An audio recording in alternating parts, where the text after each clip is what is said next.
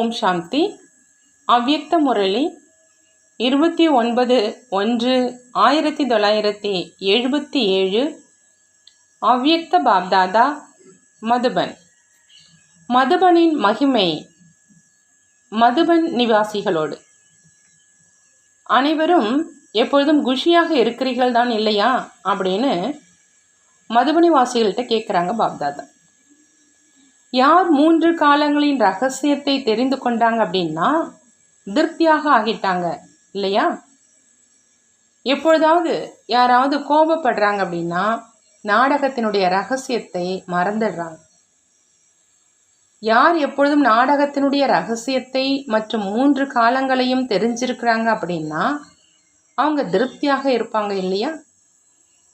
கோபப்படுவதற்கான காரணம் ரகசியத்தை தெரியாதது தான். 3 காலங்களினுடைய ஞானம் தெரிந்தவராக ஆகிறவங்கள தான் திரிகால தரிசி அப்படின்னு சொல்றது. அவங்க எப்பொழுதும் திருப்தியாக மற்றும் குஷியாக இருக்கிறாங்க. மதுபன் நிவாசி அப்படின்னா எப்போதும் குஷி மற்றும் திருப்தியாக இருக்கிறவங்க. மற்றவங்களோடு கோபப்படுவது அப்படின்னா தன்னை ரகசியம் தெரிந்த நிலையிலிருந்து கீழே கொண்டு வருவது. இருக்கையை விட்டு கீழே வரீங்க அப்படின்னா அப்போ கோபப்படுறீங்க. திரிகால தரிசி அப்படின்னா ஞானம் நிறைந்ததனுடைய நிலை. ஒரு இருக்கை ஆகும், மிக உயர்ந்தது அது. எப்போ இந்த இருக்கையை விட்டுட்டு கீழே வரீங்களோ அப்போ கோபப்படுறீங்க. எப்படி ஸ்தானமோ அப்படி ஸ்திதி இருக்கணும். மதுபனை சொர்க்க பூமி அப்படின்னு சொல்றீங்க இல்லையா? மதுபன் சொர்க்கத்தின் மாடல் அப்படின்னு ஏத்துக்கிறீங்க அப்படின்னா சொர்க்கத்துல மாயா வருதா? மாயா அப்படின்னா என்ன அப்படிங்கிற அறியாத நிலை இருக்கணும். சொர்க்கத்துல மாயாவினுடைய ஞானம் இருக்கிறது கிடையாது. இந்த பூமியை சாதாரணம் அப்படின்னு நினைக்கிறதுனால மாயா வருது. மதுபன் வரதான பூமியை சாதாரண ஸ்தானம் அப்படின்னு நினைக்காதீங்க. மதுபனினுடைய நினைவு கூட சக்தியை கொண்டு வருது. மதுபனில் இருக்கிறவங்க பரிஸ்தாக்களாக இருக்கணும். மதுபனுடைய மகிமை அப்படின்னா மதுபனி வாசிகளுடைய மகிமை. மதுபனுடைய சுவர்களின் மகிமை கிடையாது தான் இல்லையா? மதுபன் வாசிகளை முழு உலகமும் எந்த பார்வையில் பார்க்குது? உலகம் இன்னை வரைக்கும் நினைவு சொரூபத்தில் எவ்வளோ உயர்ந்த பார்வையில் பார்க்குது. பக்தர்களும் மதுபனி வாசிகளுடைய மகிமை பாடுறாங்க. பிராமண பரிவாரமும் உயர்ந்த பார்வையோடு பார்க்குது. ஒருவேளை உங்களுடைய பார்வையும் இவ்வளோ உயர்ந்ததாக இருக்குது அப்படின்னா பரிஸ்தாக ஆயிட்டீங்க இல்லையா? மதுப நிவாசிகள் யக்ய நிவாசிகள் அப்படின்னும் சொல்லப்படுறாங்க. யக்யத்தில் இருக்கிறவங்களுக்கு தன்னுடைய ஆகுதி போடணும். அப்போ மற்றவங்களும் பின்பற்றி நடப்பாங்க. நினைவார்த்தமாக ரூபமாக வளர்க்கப்படும் வெளி உலகத்தில் உள்ள யாகத்திலும் எப்போ மந்திரத்தை உச்சரிக்கிறாங்களோ அப்போதான் போடும் ஆகுதியும் பயனுள்ளதாக ஆகுது. இங்கேயும் எப்பொழுதும் மன்மனா பவ அப்படிங்கிற மந்திரம் நினைவில் இருக்குது அப்படின்னா ஆகுதி பயனடையுது. மதுபனி வாசிகளோ நிரந்தர மந்திரத்தில் நிலைச்சிருக்கிறவங்க.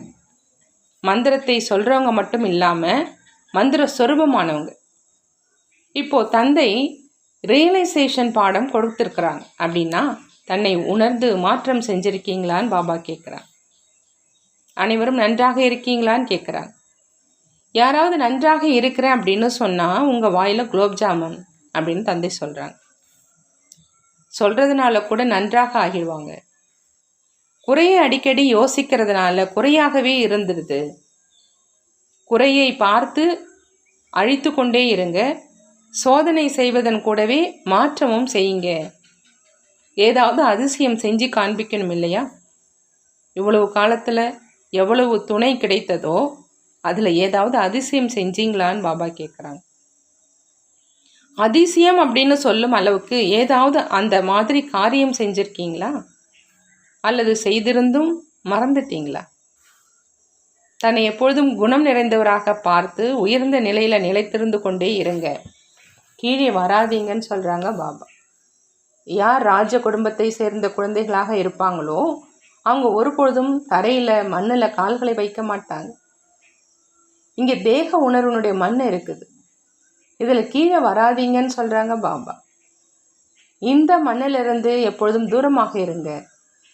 எண்ணத்தில் கூட தேக உணர்வுல வந்தீங்க அப்படின்னா மண்ணில் கால் வச்சிங்க.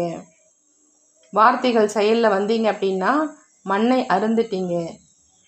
ராஜா குடும்பத்தை சேர்ந்த குழந்தைகள் ஒருபொழுதும் மண்ணை அருந்துறது கிடையாது.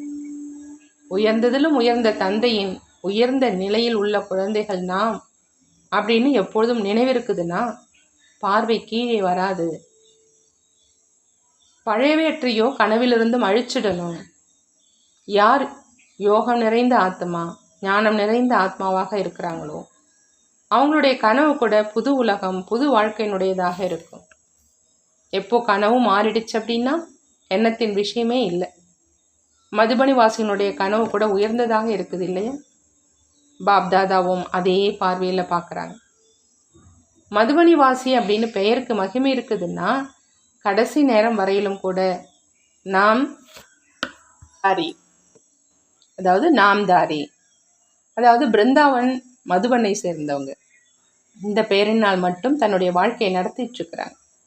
பெயருக்கு இந்த அளவுக்கு மகிமை இருக்குது அப்படின்னா மதுபனி வாசிகளுடைய பெயரே மகான்.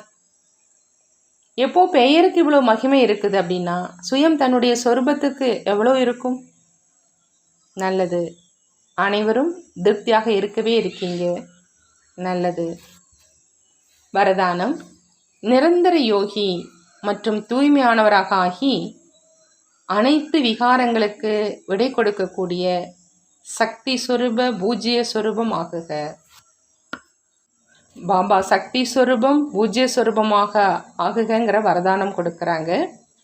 அதுக்கு பாபா என்ன செய்யணும்னு சொல்கிறாங்க அப்படின்னா நிரந்தர யோகியா மற்றும் தூய்மையானவராக ஆகி எல்லா விகாரங்களுக்கும் விடை கொடுக்கணும்னு சொல்கிறாங்க.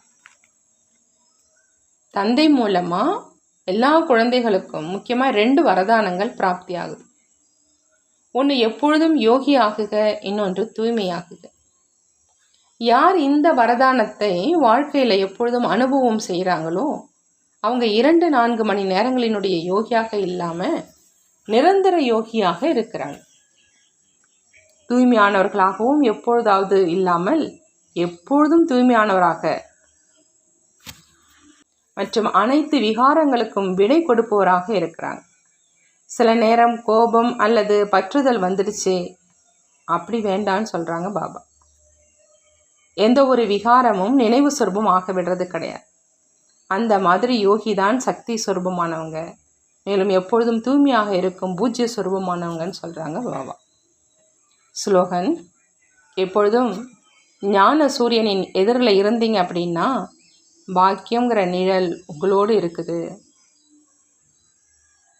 எப்பொழுதும் ஞான சூரியன் எதிரில் இருந்தால் பாக்கியங்கிற நிழல் உங்களோடு இருந்துக்கிட்டே இருக்கும்னு சொல்கிறாங்க பாபா. நல்லது. ஓம் சாந்தி. நன்றி பாபா, நன்றி.